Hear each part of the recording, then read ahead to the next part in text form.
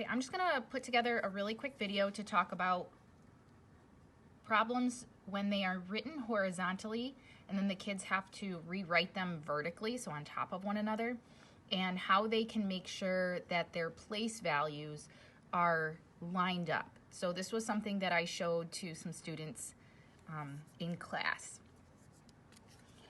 They can take a look at both numbers, so we're going to be adding two sets of numbers, and find the ones place for each of them. So in this number, the 8 is in the ones place, and in this number, the 2 is in the ones place, and just mark it like that.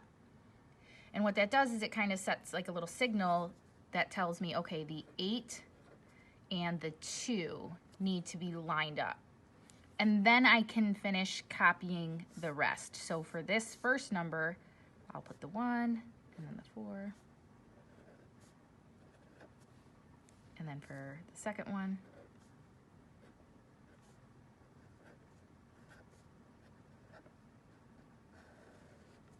so that's just a little way that they can make sure that their place values are lined up, because they would get a very different answer if they didn't do that. Another way is if they had graph paper like this.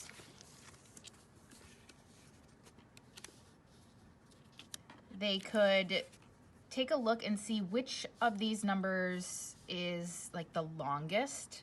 So which one has the most digits, and it's this one, and take a look and it's like, oh, it has 6 digits. So make sure that they give themselves enough room. Like if they started all the way over here, they wouldn't have enough room. So they want to make sure that they give themselves enough boxes. And what I had a couple of kids do is, okay, mark 2 boxes that give you enough room with those dots. And then the number that has the dots, or the digit that has the dots, put that there. And then finish filling out the number 1 digit per box.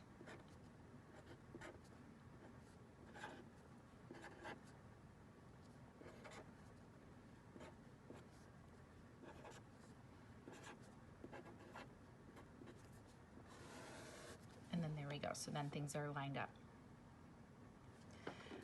If you don't have graph paper and your child is still not keeping anything straight on here, another thing you can do is actually turn your lined sheet of paper to the side, and then it acts as columns.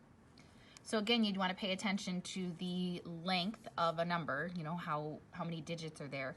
For example, this one has 6 digits, so I wouldn't want the students to, let's say, start to put their ones place right here, because then it's going to go outside of the column. So we want to just make sure that they have enough space.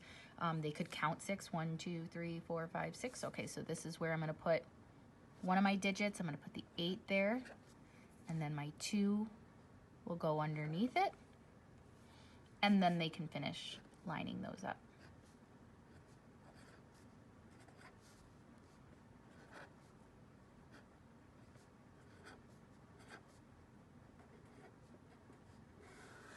And then everything is in a place value.